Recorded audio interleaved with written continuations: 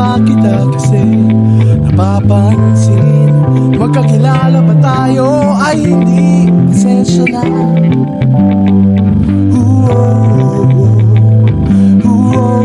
Paru-paro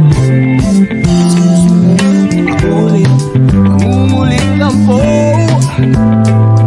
Yeah, ang ganda mo palang tumawa. Pwede bang magpakilala?